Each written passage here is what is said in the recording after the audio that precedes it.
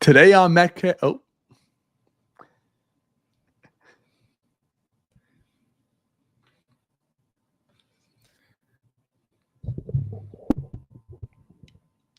Today on MetCast, Dan Bartels and myself are going to talk about all things hot stove. What's going on with Pete Alonso? Is Vladdy Guerrero Jr. an actual option? What's going on with the Mets out of the pen? And are they going to add a starter? We're going to get into a deep dive in this.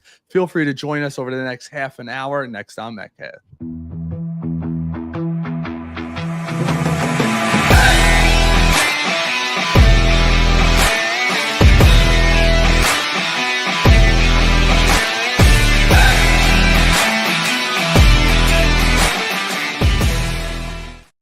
Good morning, Mets Nation. Welcome to a special edition of MetCast on a Saturday morning.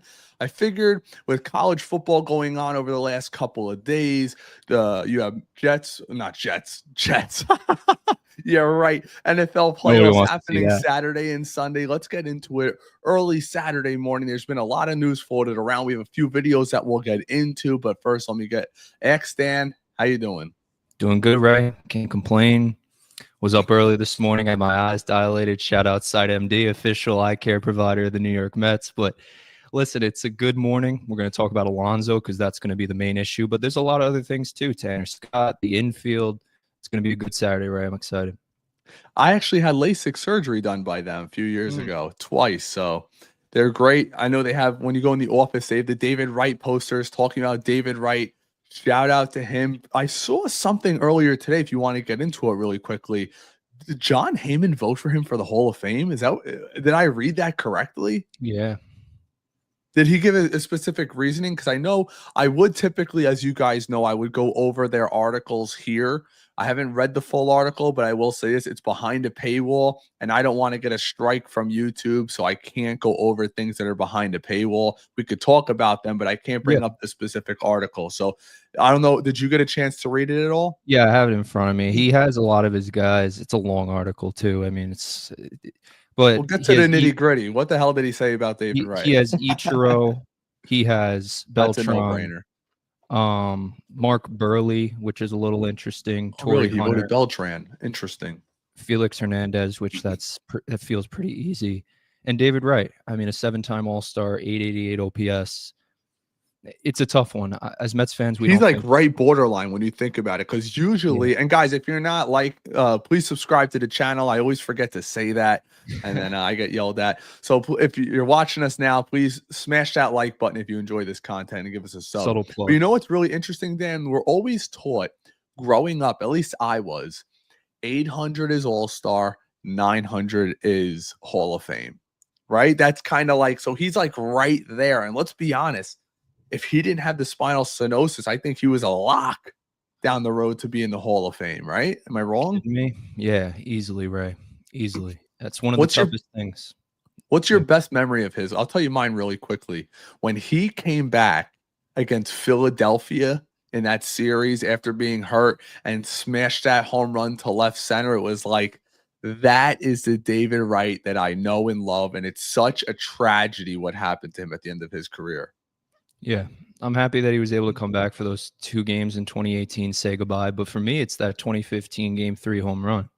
I mean, for him to do that, the only game that we won in 2015, we always live as Mets fans that we should have won in 2015, but that Royals team was on a mission. They were in the World Series the year before, lost to the Giants, came back, beat the Mets. It's a tough reality, but yeah, if there was a David Wright moment, besides all the great plays he made, the one-hand catches, it would probably be that home run. It's interesting because think about this. If you were to look at that Royals, and I see some people commenting, if you're going to comment, we'll get to them very shortly. Feel free to send us a comment, question, or something or your best memory. That'd be great to hear. I love hearing memories. But if you were to look at that Royals team, Dan, that's like a David Stearns-esque team. Small ball, a little bit of pop, but crazy defense all over the place. Like, I feel like if David Stearns had his option on the type of team he could throw out there, it would be that 2015 Royals team. Definitely. They were loaded. I mean, all over the board. They were a great team from Hosmer to even right in the beginning. I mean, you see Guerrero and that.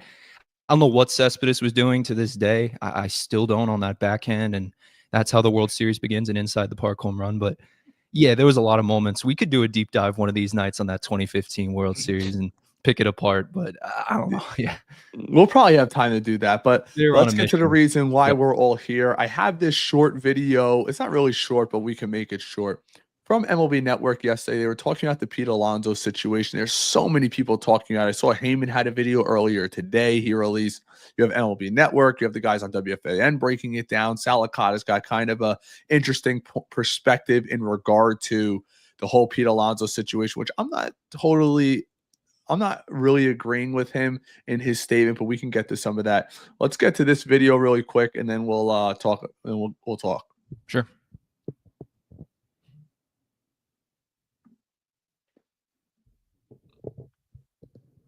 Here, Michael Barron tweeting, according to Jim Duquette, Pete Alonso's agency has offered the Mets a 3-year deal with opt-outs. That's exclusive to them and not to other clubs. And then a further tweet here from Andy Martino. For what it's worth, Pete Alonso and the Mets are not close to an agreement at this time. Financial details of discussions reported by Jim Duquette are not known. Of course, Duke does a great job at MLB Network Radio. Used to be working there with the New York Mets. Let me ask you this, Dan. What do you think about the whole Andy Martino thing? Was he just piggybacking off of Duquette? Because Duquette originally reported that offer was exclusively to the Mets and there was nothing close. And then you see Andy Martino come out a couple hours later. Well, there's nothing imminent. Yeah, I think it's a twofold, Ray. I do think it's an exclusive deal to the Mets, but Martino also knows that it's probably not imminent. Like, they're still far apart. And Duquette really didn't highlight that. He kind of just threw out there, hey, it's going to be a 3-year deal, no opt-outs. There was no financials. There was none of that. So maybe that piggyback, you just kind of see it. And from Martino's perspective, trying to just say, like, listen, don't get too crazy about this. It's a great thing to hear, short term, but it's not going to happen overnight. It's interesting because when you hear the Mets' supposed offer of 3 years, $90 million, I mean, and now Boris is countering with something else. Like, you think you're getting more than $30 million. I don't think there's any shot that happens. Maybe that's just me, though.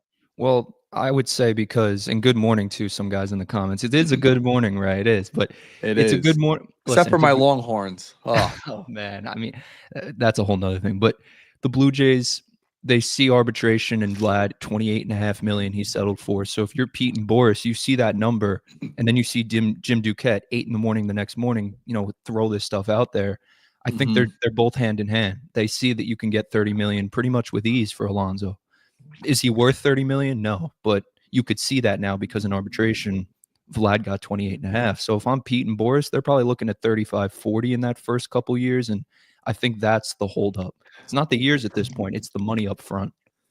Right. And shout out to Andy in the chat. I know Andy actually loves Martino, one of his favorite guys out there in the media. If anybody follows Andy, the Angry Albanian on X, pretty much goes to Martino for everything. No, I'm just messing with you. Shout out to 10K. He hit 10K on Twitter too, so that's always well deserved.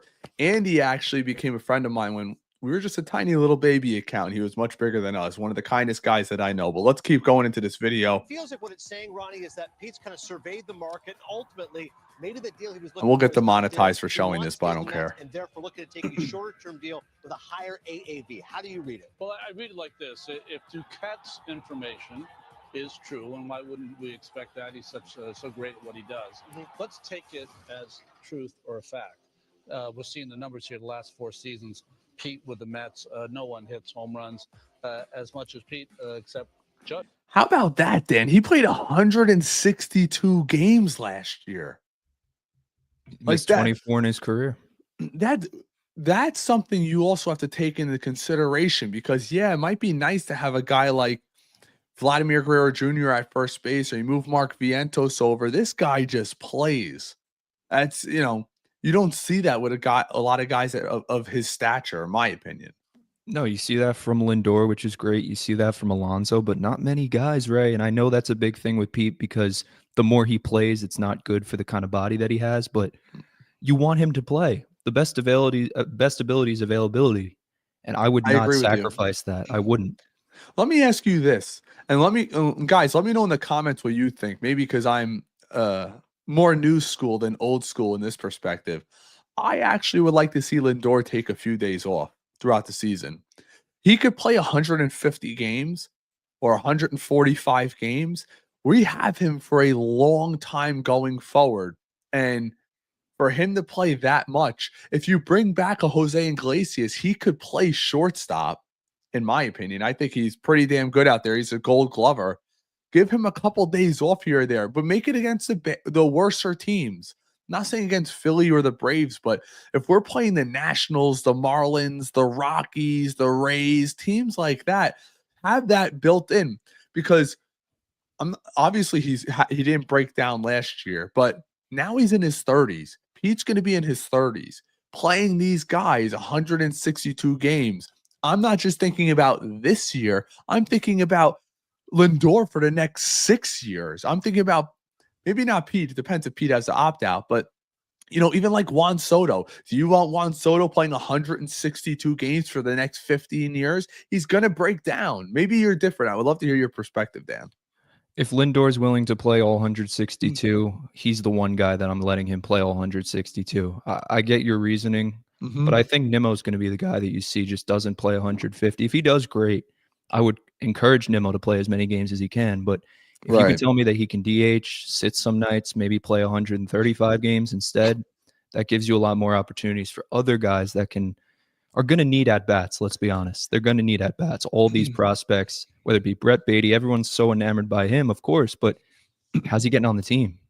What are the odds he gets shipped in? I almost think it's at 100%, because let's be honest, even if Vientos struggles the first 2 months, they're going to give him the season, or at least to the All-Star break. There's no way with what he did last year. Think about what he did in the playoffs. Him and Soto had the same average. Almost 900 plus OPS. They were off the chain. There's no way Vientos is not starting at third. And Brett Beatty's 25. Like, it's kind of like, or get off the pot time in my perspective. And before because let's be honest, 2 years ago, you could have gotten a lot for Brett Beatty. Not so much anymore. And I don't think you're going to revitalize his value heading into this season. I mean, he went down last year. He crushed the ball in AAA. Did that help his value? I personally don't think so. Maybe a team like Toronto looks to get him, or you ship him out, maybe get a really high-end leverage reliever. That's the kind of value I think he has right now. I don't think he has the value of 2 years ago. If there was a percentage out of 100, I'd probably say 80% that he gets traded. It just feels like it has to be done. He's a guy that has value at this point in a different environment. It's not going to be in the environment on the Mets. It's just not. Yeah. And Vientos deserves every single run of the gun right out of the gate.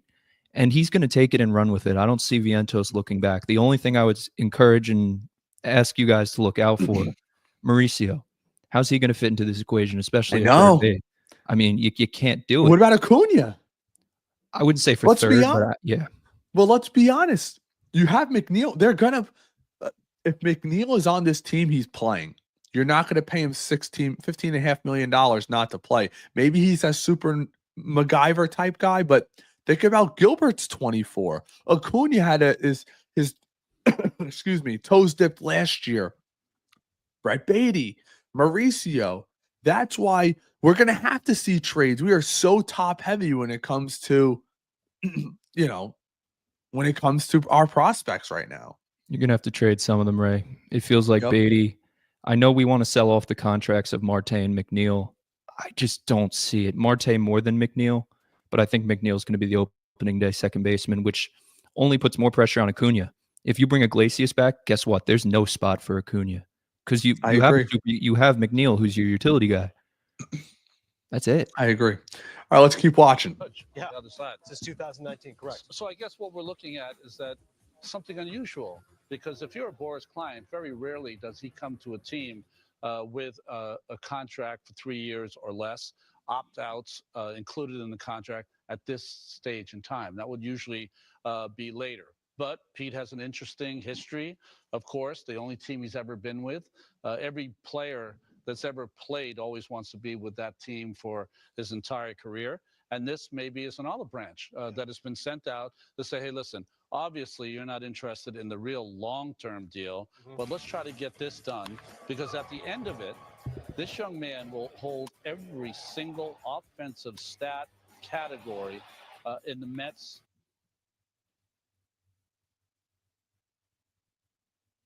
We might have lost you, Ray. Sorry about that. No, How you're much good. stock do you put? Yeah, I had to cough, so I put it on mute. I always forget. I have the LED thing. I'm not used to it. It's a new mic. Okay. But how much stock do you put into that? A lot. Like I see a lot of fans get emotional when it comes to it. He'll hold every single record. To me, that can't mean anything. It just can't. Because No. let's be honest, odds are, you know who's going to own every Mets record? It's going to be Juan Soto. The guy's going to be here for a decade and a half. So for me, it doesn't really mean much. What about you? Does Pete care about hitting 26 more home runs to be the all-time leader? I think he might, but does he care about hitting 500? I don't know. Shout out BT and Sal. They went over the math today. It's just, or on their show yesterday. It doesn't add up. If he has 40 home run seasons, he's only at 400, 380. So for him to get to 500, it's a steep climb. Well, you know what's going to happen? If he gets 500, let's call a spade here. I know somebody said that has some crazy undertone in the comments the other day. The Hall of Fame. He's probably not going to finish his career with the Mets because the Mets are now one of those higher end organizations. Pete's the kind of guy, he'll be here for 2 or 3 years. Then he'll go be a DH in Tampa Bay and hit 25 there. Then he'll go be a DH in Washington. Then he'll go somewhere else. Like, you know what I mean? Like, right. Odds are Pete Alonso's not going to be a career Met. Those are the facts. Right. But I just don't see him as a mercenary because given he doesn't perform well under pressure. Look at last year in a big walk year. Everyone's talking about a contract coming up. He didn't do well. So I don't see him doing well in San Francisco. I could, if he hits a monster year next year, has a monster year after that, I'd pay Pete for the next few years. I talked about Goldschmidt this morning, the comp that he had. 2 years after he signed the extension, wins MVP. It was 5 years, 130 at age 32.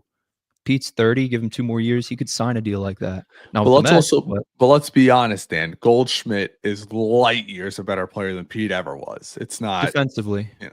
Well, and offensively. I mean, Goldschmidt hit what, 320? He's a good player. No, you're right. Same thing with Vlad. For me, Goldschmidt is probably now. I got to look this up. Vlad's a great player too. He's played less games than Pete. He's hit higher averages than Pete, but he's also had down years too. Yes, that's one thing that's really interesting because a lot of people were talking about Vladimir Guerrero Jr. and his ability to stay healthy. Well, I mean, you saw him with a shirt off. He's not in the greatest of shape, in my opinion. Yeah, people are going to get on me for that, and you can maybe say that about me, but they're both 245. Right. So here we go. 2022. My gosh. Goldschmidt 317, 21, 294, 20, 304, 19, 260, 18, 290, 297, 297, 321, 300, 302. This guy's a Hall of Famer. Just definitely. is. No, he is. His career batting average is 289 for a first baseman. You just got to glove. Right. And we hear the Prince Fielder thing. That was not even true. Erroneous. Never really was a thing that Boris ever compared. Who reported that? It was Nightingale. But he took it out of his article, apparently. So, God dang it, Bob. But that's the kind of numbers that you should be looking at. A Goldschmidt-type contract. If Pete has 2 good years, he's going to look for a 5-year 130. Not for them. If the Mets give that to him, I don't think they would because we all want to go in on Vlad the next few years. But a team will, Ray. If he has a couple good years, again, that's a big if, but if he does, he'll get paid. What do you think about this new report that came out that they're actually going to be negotiating again with him, I believe this week, and supposedly their number's very close to what he's asking? Well, it's good that the years are now in line, right? We were hearing 6-year deals. He's not coming below 6. He gives this exclusive deal to the Mets. Now it goes both ways. Is it Boris? No, I'm talking about Vladdy. Oh, well, Vlad. I mean, he's going to have a spring training deadline. They're going to talk to him. If they get an extension done, that's great, but it could be near and he doesn't want to be there, right? That's the reality too. They could meet him at whatever number they want. If he wants to be out of town, he's out of town. That's what I'm thinking. I'm thinking he's shooting a big number, and even if they come to it, he's going to say, you know what, my agent's pushing me to go to free agency. And then if they don't trade him, it's actually negligent at that point. Let's be honest. Definitely. I mean, you saw it was Buster Olney, and I covered it a couple days ago. He's the first one to say if he doesn't sign an extension, you have to rip it down. You have to. You can't lose him for what? A late first round pick in a couple of years if you don't retain his rights? That's just Right. utterly insane to me. Well, they got Springer too, and it kind of fell flat on their face. And he's getting up there in age now. I mean, Right.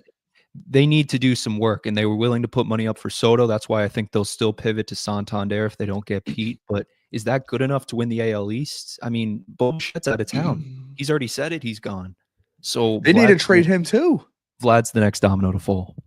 They have to trade him. Let's get to some of these comments. I've been scrolling through here. We got Frankie. Frankie, what's going on, my man? He says, what's up? Pat Dunn, of course, my partner. Well, hello there. We got this from Kevin Wise. How long a window will Pete give the Mets before he signs elsewhere? I personally, I'll answer first. I'll get to you, Dan. There is no window because there's no other contract offer out there. I just don't think there is. If there was another contract offer, the first person that would have it, John Heyman. Because everybody knows John Heyman is the talking piece when it comes to Scott Boras. I mean, you heard the national rumor, you heard the rumor to Texas, you heard the rumor to Houston, you heard the rumor to the Yankees, you heard the rumor to Boston. It's just not happening. It's a weird question too, because you're right. There is no window that Pete would give the Mets. It's really the Mets cutting ties with Pete. And if they want to move on, you ask yourself, who would they replace him with? It's not many options either. And not many options better than Pete, if any. Right. So we have this from Jake Brown Radio. Jake, shout out to you. Jake's actually going to be one of our guests in the future, Dan. Vladdy has actually missed less games than Pete, I guess, in the last 4 years. Yeah. Which is interesting. Yeah. Very interesting. We also have a follow-up from Jake here. Brett Beatty has to be traded. I agree. And you know what's interesting, Dan? He was the first round pick. He had all the momentum. Allegedly, if you recall that draft, it was like, oh my gosh, he has the absolute best hit tool, but he was 19 years old when the rest of the class was 18 years old. So that's why he fell in that draft. But I think the Mets have a fear of, like we talk about, guys mash in AAA. You can mash in AAA, and they're hoping eventually that mashing in AAA escalates to the pros. We saw it last year with Vientos. Vientos always crushed it at AAA, would come up, he wouldn't do as well. They'd send him back down. He'd still mash. He'd come up, not do as well. And you play that ping pong game back and forth. Brett Beatty's turned out to that player. All of a sudden, he's lifting the ball in AAA. He's hitting bombs. He's hitting 320, 330. And I think the Mets have a fear that he's that former first-round player like Kelenic, who hasn't done as good, thank God, but that former first-round player that he may click and turn it on next year, and we trade him for a bullpen arm. Like, that's what I think. I would love to see what David Stern says the analytics are on Brett Beatty. 215, 282, 325, and 602 plate appearances at the big league level. I think a lot of that came from one of his first at-bat in Atlanta, that home run. You see the Brett Beatty family. We're all was there. Yep. It's like you fall in love with the kid and then just in oblivion. You don't see anything else after that. So that's why I think a different environment would be great for him. Can he be an all-star? I think he could in the right environment, but he's not going to be an all-star in the Mets. He's just not. Before we get to the next comment, shout out to you guys. Over to 600 people joining us today live for this stream. Again, if you haven't already, please like the video, share it with a friend. It's the best way to share the channel out. Yes, we are a new channel, but we plan on bringing you all the Mets content, all the updates. You see me slamming the video, regardless of having a baby at home. We're making sure to hang out with you guys as much as possible. But catch me on Twitter Spaces too. Don't forget that, Ray. Yeah, Dan's on Twitter more than anything I've ever seen. But it's always good talk. It's Mets Spaces. It's a lot of bickering back and forth, but it's good. It's healthy. It's productive. And you meet a lot of new friends through that, like Ashton, who I talk to frequently now, the David Stearns burner. We got Reed Garrett's burner account. I'll say no, just so his parody account. Those guys are awesome. It's great to shout out Frank there and chat it up. Yes. Of course, we have this from Carlos Ortiz. I don't think the Mets want to sign Pete. If they did, Cohen would have stepped in already. I think I've been saying this since day one, Dan. This is a David Stern strict negotiation. I think with Soto and those bigger guys like that, the Yamamotos, the Carlos Correas, yes, Cohen's going to get involved. I don't think Cohen has anything to do with this contract negotiation. Maybe you feel different. No, I'm kind of right there with you. That's the God honest truth. It's the hard truth, because we would love to think that Steve Cohen could come in and say, oh yeah, I'll give him an extra 5th year. I'll give him 20 million more. That's just not the reality. David Stearns doesn't work like that. All right, Dan, we got this one for you. Agreed. Shortstop and center field are the toughest position to play. Acuna could be an option for rest. Yeah. Oh, I guess like a super utility type player. Yeah, Acuna's interesting. And two, I mean, one more thing about that Steve Cohen thing. He would do it for a guy like Soto, but Pete's not Soto. I think we all know that. Acuna, very interesting. Again, it goes down to Iglesias. If you're going to tell me Iglesias is on this team by opening day, odds are they're going to give him the run straight through the All-Star break, see how he does. That's just going to block out Acuna. Unless he's going to be playing in the outfield, I don't know, because you have Gilbert coming up and you have Mauricio, who's played in the outfield, the minors. So Acuna, I just don't know how they feel about him. Just hearing and talking to Tim Healy the other week, from Right. David Stearns' mouth, he really puts a lot of stock in his minor league numbers, which I think is, again, he knows more than us, but I would give him the run out of opening day. It's just they're not going to do it. Yeah, I personally, and I've been on this train since the offseason started, I'll be very surprised if Acuna starts the year on the major league roster, because these younger players, David Stearns is one of those GMs. He is very adamant about his players getting full-time at-bats. And let's be honest, to start the year, you have the home opener. You're going away. You're off. You have the home opener. You're off. There's a lot of off days to start the year, and guys are fresh. You don't want to play a Jeff McNeil 3 games in a row, then give him a day off. Lindor never. Think about that, Dan. We just spoke about it. Lindor doesn't sit. Pete doesn't sit. So unless these guys are planning on taking a few days off, which they never do, you don't need him to play short. You don't need McNeil or somebody else or Vientos to shift to first. So it's really he's subbing for second base, third base. I would love to see if Acuna gets play in center field. We all know he's a crazy athlete. Maybe Jose Siri could teach him a thing or two while he's there defensively. But I don't know. It's hard to envision Acuna on this roster. And remember, just like pitchers, players go down too. Nimmo's got that thing with his foot. Maybe, remember we heard about this last year. Brett Beatty was playing left field and second base.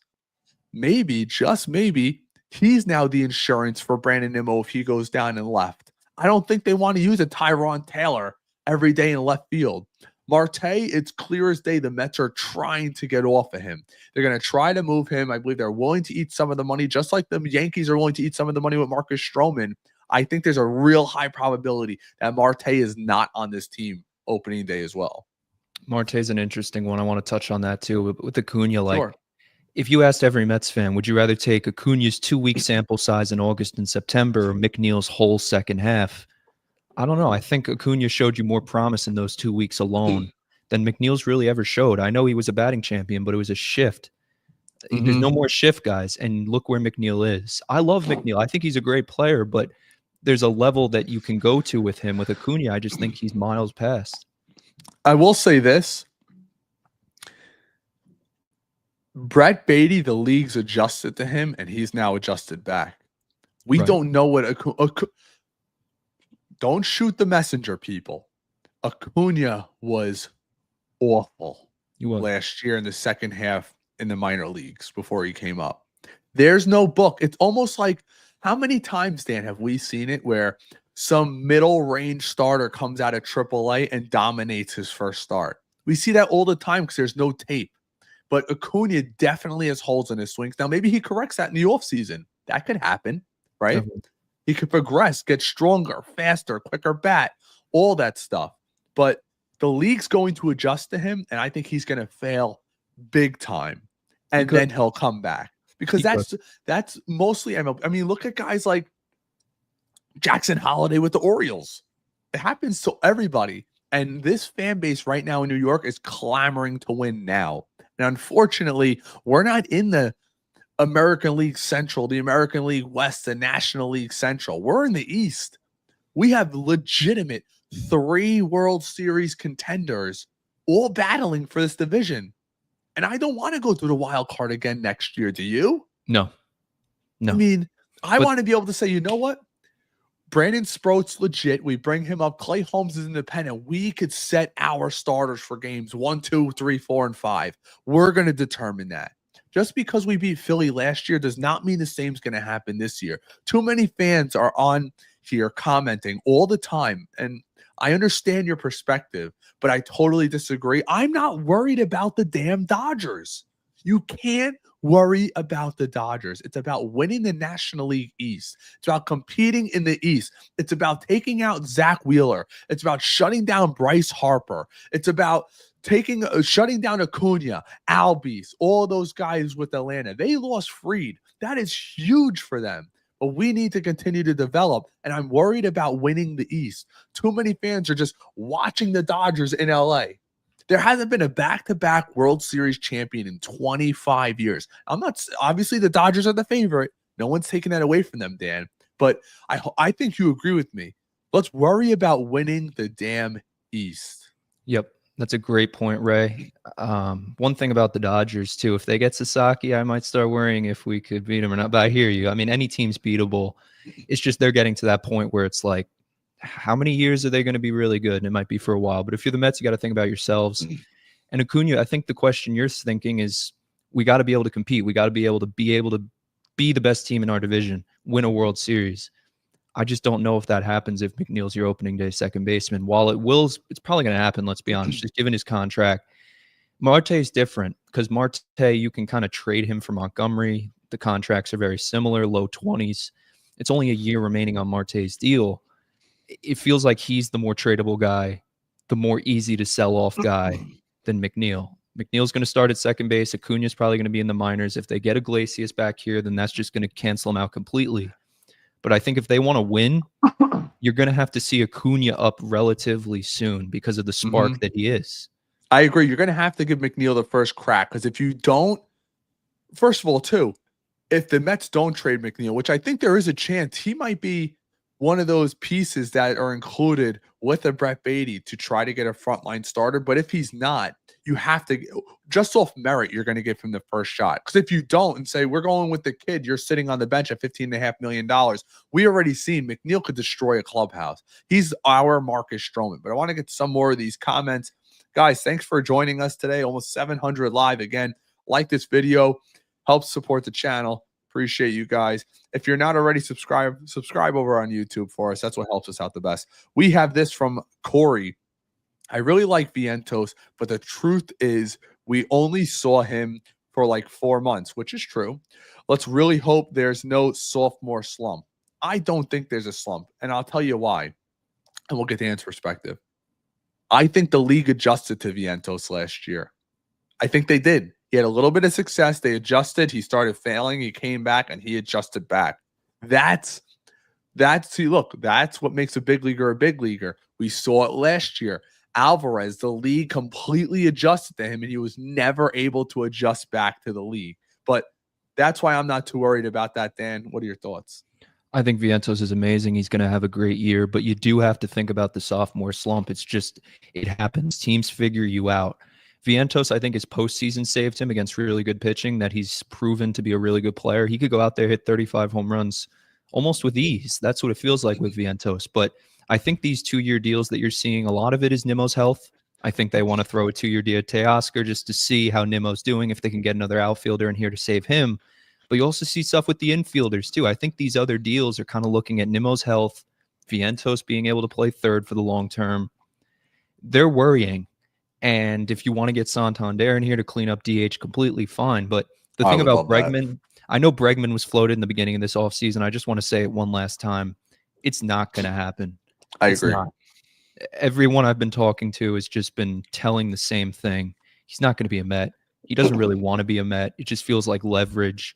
And if you want him on the Mets, because there's a large group of them, the Mets fans that do, Vientos isn't playing third. He's going to be your DH for the long term. And I don't want to do that.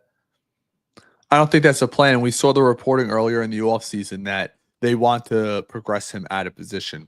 We have this from Nelson. Someone finally got signed by Toronto. I agree. Dan, Toronto's been throwing Corbin Jeff Burns, Hoffman. Yamamoto, Otani, again, Hoffman. And let's not forget, they didn't, I can't believe this. They didn't get Hoffman because he wanted to go there. He failed a physical in Baltimore, which was really where he wanted to go. So he's like, I guess I'll just take Toronto's money. He was going to Baltimore. Baltimore failed him on the physical. How funny is that? What's so interesting, too, he returns to the Blue Jays, got drafted by them in the first round, 2014. He's back. Never played a game, but he's back. And are they going to make him start? Do you know? Well, what's interesting about that is he's not going to be a starter on the Blue Jays, but he has an incentive in his contract as a reliever to hit 90 innings. As a reliever, you're not hitting 90 innings no matter what. So I think he might get some 3-inning spot starts in there. That's certainly something to watch out for. But also, too, if he was getting $40 million from the Orioles, he might have been paid to be a starter. They looked at that physical and said, I don't want this guy to start. Look at the Blue Jays. All their fans are punching the air saying, we have this hurt pitcher that's old. And I don't know. I hope he does well. I hope he resurrects. It blows my mind, Dan, because believe it or not, the Blue Jays owner, for everybody who might not know, is one of the wealthiest owner in all of sports. He's worth 3x what Hal Steinbrenner's worth. Rich. Definitely. They can't force people to play there. First of all, unfortunately, it's a lot of politics involved in Canada, and they have really high taxes. And I'm pretty sure you got to deal with immigration every time you go back and forth. We got this follow-up from Jake Brown. Totally agree with you, Jake. We covered this on our last live. If no Vladdy, Mets have Clifford on their mind for 26-27 at first base. Power and incredible OBP. I totally agree. I love Clifford as a prospect. Supposedly what I was told when the Mets were talking the potential Garrett Crochet deal, the first 3 people mentioned were Jet Williams, Ryan Clifford, and Brandon Sproat. And that's kind of where we turned our backs to them. But I love Clifford as I love him as a prospect. He's got the rawest power in the system, no doubt about it. He's going to be very good. And maybe that's what they have in mind. Maybe they're saying, we don't want to sign Pete long term because what is he, 20 years old right now? He might have turned 21. He's still very young. Maybe they're thinking 23, he comes up, we let Pete walk, we could use our money somewhere else. Well, a couple things on Clifford. He came up with Sproat to AA at the same time. So, I mean, maybe their timetables are kind of similar. They were roommates. They're great friends. Like, I could see Clifford maybe getting an at-bat or two if he really plays well in 2025. But look at him for 2026. The advantage he has over Vlad and Pete, he's a lefty-lefty. Same thing with Gilbert. Look at the center field platoon. You Tyrone Taylor, Jose Siri. Gilbert's a lefty-lefty. Those guys aren't. So if you want to think about that long-term, if you don't get Vlad, you don't get Pete, one or the other, you're going to need Clifford eventually. You just are. You want a lefty playing first base. You just do. You know what's going to make – sorry, people. I'm a little under the weather. That's why I had to have a cough drop. I never like to do this live or on, but forgive me. What I love about Drew Gilbert, and it's something that – and I'm going to get destroyed for this take.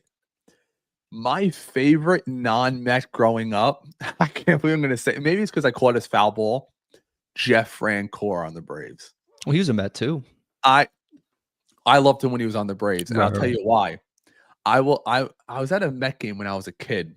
He fouls a ball back. My dad catches it, hands it to me.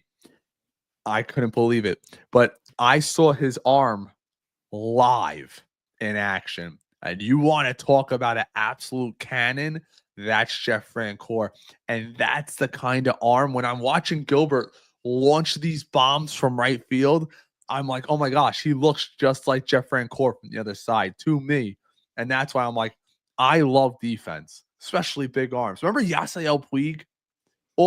He would throw guys out from the warning track going from second to third. It was insane. He was unbelievable. Francoeur was a bit of a hothead too. Yes, he was. I liked him. He was an old country guy. You know what I mean? When he's not playing baseball, he was slaying pigs or whatever on the farm. You know? Right. We have this from Corey. Mauricio has to spend some time in AAA. He missed an entire year of baseball. Definitely. He will. He's not going to break camp. I know you see a lot of this stuff. You could see him swinging in the offseason. That doesn't mean that he's fully ramped up to baseball activities. He's going to take some time. This kid's coming off an ACL. You want him to take his time. And when he's up, I assume by the All-Star break, you really have a question to ask yourself because you have a switch hitting, basically utility guy who's 6'3", proved himself to an extent at the big leagues in 2023. Right. You don't want him on your team. All right. Let's see what else. Oh, of course, Richard. Always, bro. I'm always doing it. We call a spade here. That's my go-to. That's how you know you're from New York. Yep. All right. When you say water. Yeah, water. All right. So we got this from Carlos Ortiz. Pete needs to hit 45 plus homers over the next 6 years to get to his 500 home run mark. I don't think it's obtainable. That's just me. Don't call me a hater. Try to keep things a buck here. We call a spade a spade. I'm going to get that on a t-shirt if you guys want to buy it. I'm going to put that in the MetCast shop. Call a spade a spade. Yeah, Signed 107. MetCast. He's what, 274 away from 500. So He needs to almost double his career output. Think about that. can he do it? Yeah, definitely. I'm still one of those. I think he believers, will, you know. but he's going to do it somewhere else when he's 37, 38, 39. You see guys hanging on. I mean, look at JD Martin. Look at Goldschmidt. Goldschmidt's on the down of his career, but there's always a place for guys who hit nukes. It's for teams like Pittsburgh who can't draw anybody. If they have a guy like Pete who every once in a while hits a 500-foot home run, it's going to put fannies in the seats. The toughest thing for me, Ray, is if you put 100 Mets fans in a room and ask them, can Pete have another 50 home run season? I think like 75% would say no. Mm-hmm. Guys, wake up. He's 30 in the prime of his life. He had 2 down years, I understand. But 2 years ago, he also hit 46 home runs. I know it's not all about the home runs. I know the analytics. I can apply them just like everyone else. But home runs matter. That's what you pay Pete to do. Protect Soto. Well, and Dan, we also need to be honest here. It also depends who the hell's hitting behind him. Look at what Aaron Judge did for Juan Soto last year. You bring Pete back, he's going to be Soto's protection most likely, unless they go, which I think is probably preferably to start off the season. I'm not saying this is how it's going to end. It's probably going to be Lindor, Soto, Vientos, Alonso. Who's that guy behind him? Now you guys know why I don't want Jesse Winker. Get me a real DH. You're telling me Santander is hitting behind Pete? You can't just you can't pitch around Pete because you don't want him on base because Santander can hit a moonshot. There's not really a power threat outside of that. Marte doesn't scare anybody. If I'm like, let's just say Soto hits a double. He's on second. Vientos strikes out. I have first base open. I could throw Pete a bunch of garbage, but no, I don't want to put Pete on because if a guy like Santander's behind him, he could hit a 3-run home run. I want that threat in the 5 hole behind Pete. If you could get a guy like Santander, and after that Nimmo, and I fully believe Nimmo's going to have a bounce back year. Nothing crazy, but you're telling me maybe he hits 260 to 265 with 23 to 25 homers in the 6 hole, and then we saw, we talked about it the other day. They have Alvarez's projections out there. If Alvarez could hit 240, I'll say 240 with 23 to 25 home runs in my 7 hole, it's one of the top 5 lineups in baseball. That's what I want. I know you're a Winker guy, and I'll give you a minute to give your wrong explanation. No, I'm just kidding. Give your explanation to the audience, but I want the bat.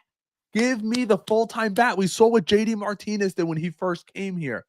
All of a sudden, teams are like, oh, crap. This guy's going to go to right center. There's nothing we could do about it. When he was on, it was a beautiful thing to watch. It changed this lineup.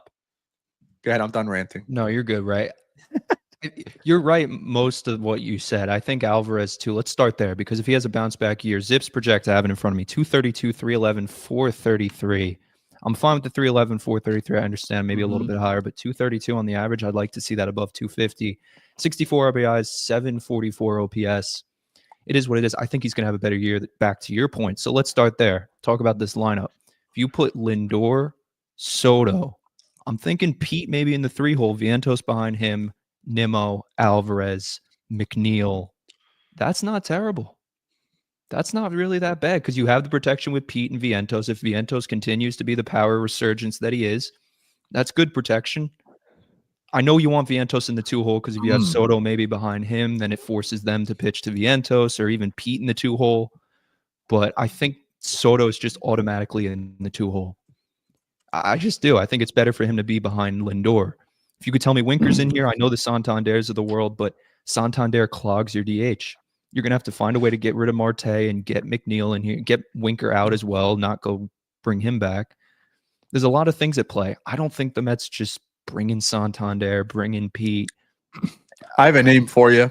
Jake Brown just brought it up, and I was thinking about this the other day and completely forgot about it. Sorry, everyone. Jake's skipping the line. I'm getting to as many comments as possible. As always, appreciate you guys. Give us a sub on YouTube. I hate to keep asking that, but I always forget to, and then there's views out there, and we don't get any. So just being honest with you. But check this out. Profar is very intriguing because he plays every position and would not cost a ton. I just seen a rumor that supposedly he might get $50 million, but look at these stats from last year. 280, 24, 85. Sign me up. Player. He's a good player. And you know what? Maybe if you find somebody to take Marte, maybe you got to eat 10 million of that, and you give him 2 years. Say you are able to get him for 2 years at 31 for 50 million. Absolute no brainer. Absolute. You know what that allows you to do? That allows you to say, you know what, Brandon Nimmo? We know your foot is so screwed up right now because of the plantar fasciitis. Nothing that you did, but we're going to be able to give you breaks. You're going to be DHing a lot. Maybe Brandon Nimmo's played every position in the outfield. Maybe you'll give Soto a breather here or there. Maybe he'll be like the super fourth outfielder where then I would totally be on board for Profar. What do you think? Profar is interesting. Definitely a good player. Excuse me. Definitely a good player. He's a Boris client, so remember that. He's going to want a couple more dollars, definitely. So he's going to be a little bit tougher to negotiate with, but he's a guy I think that's just off a really good year. Similar to Santander. If you looked at these guys 3-4 years ago, they wouldn't be getting the money that they are today. That's just the reality. And you ask yourself that question, I think I would want Profar, no doubt. But I think Mauricio's the guy they're waiting on. He profiles very similar. He's also a switch hitter. He can play the outfield. And also watch out for Soto going to left field. That's just the reality. Because if they want someone in I right agree. field, that's where he should be. Right. Here, not saying, here and there, it's not going to be every day, but the days that Nimmo's not playing left, Soto could easily play left. You can have right field open for, again, Marte, Clifford, Gilbert even. So let me ask you this, Dan. Soto's already not a great fielder. I'd rather stick him in left, leave him in left, and maybe you have a guy like Drew Gilbert comes up. We all know Tyrone Taylor. The good thing about this team is we are set with the late inning replacements. But in a perfect world, which it never is, I don't want to see Jose Siri in center field. Great defender. Late game replacement. Maybe you have him as a runner. A really good fourth or fifth outfielder will have pop every once in a while, but the guy hits 180. He does. And you're telling me late inning, if the plan is, I am hoping, and maybe you guys disagree, let me know in the comments. If we could get Tanner Scott in here, Daniel Nunez is what he was last year. You still have Reed Garrett. You bring back Stanek, which I think is very plausible. But if you're able to have that back end of the bullpen, shorten this to a 6-inning game, you could go to your late inning replacements after the 6 for the 7, 8, 9 if you're up 2 runs. Because you had that bullpen, go defense, get Nimmo off his feet, get Juan Soto out of there. And now you have Tyrone Taylor and Jose Siri, who are both great defenders. We saw it in the postseason last year with Tyrone Taylor, what he was able to do. That's what I'm kind of thinking. Like, maybe you're not giving guys total days off, but we know when it's the 8th inning and we're up 2 runs, we got Tanner Scott, Edwin Diaz. We are going defense, and we're going to get these guys off their feet a little bit. What do you think about that? You need Tanner Scott in this bullpen, Ray. I talk agree. about the Dodgers. I know you don't want to talk about that, but say we meet them in the NLCS, you're going to need a high leverage lefty. You just are, and we don't have one. Anthony goes, Yannis Cabrera. Guys, it's few and far between. You need to get Tanner Scott. You have to. And he's not even just a high-end lefty. He gets everybody out. The guy throws 99 miles an hour. He's really good. We have this from Gary Goldberg. Do you think the Mets sign Pete and trade for Vlad? I do not. I don't think that's a possibility, unfortunately. It's one or the other, and I think it's going to be Pete. Sign Pete and trade for Vlad. I mean, they could get bold. I don't see that either. So we have this from your guy, Frank. I'll let you handle this one, Dan. Heyman isn't the only one. Boris uses intermediaries to place rumors with multiple writers, guys. To be fair to John, I agree. I think I'll put it this way: the perception is that John is his main mouthpiece. In my mind, when I listen to WFAN, Evan Roberts says the same thing. We all know Evan's plugged in.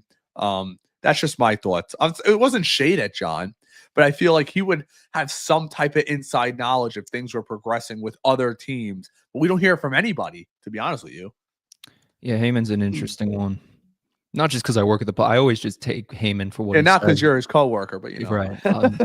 Heyman Jr. But I don't know. I just think him passing Rosenthal, Jack Curry for the Yankees, maybe DeComo for the Mets, but he doesn't really break news. Steve Gelbs doesn't really break news. Martino, but a lot of us don't trust him. The Mets don't have that guy. So Heyman's the only guy I know that trusts Andy Martino is Angry Albanian. Al, we have this from Al Hershen.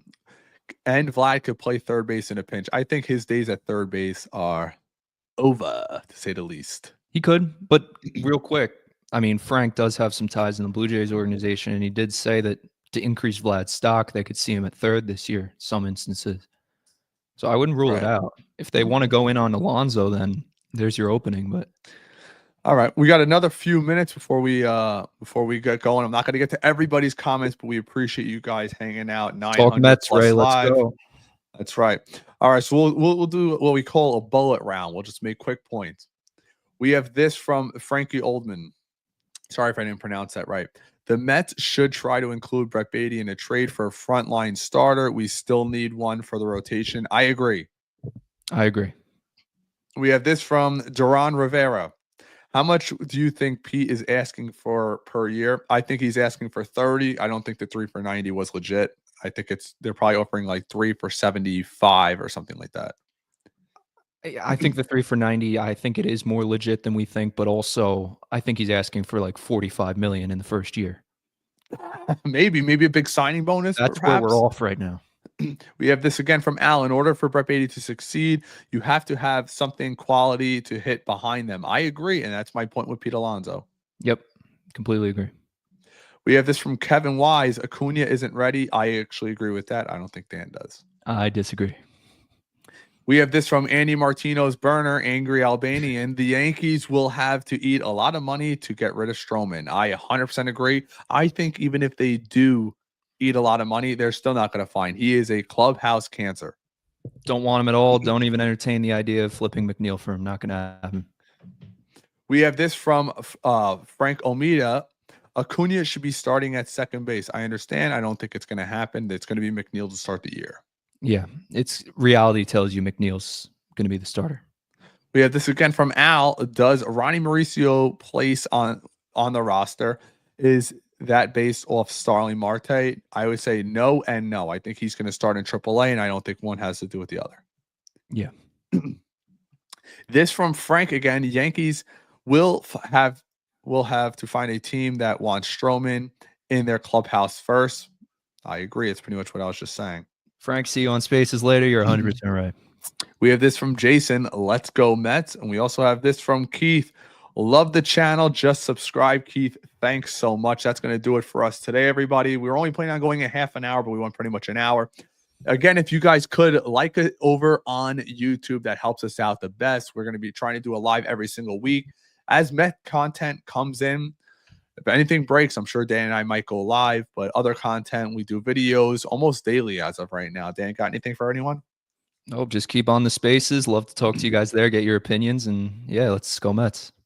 That's it. Take care, everybody. Until next time, take care. Let's go.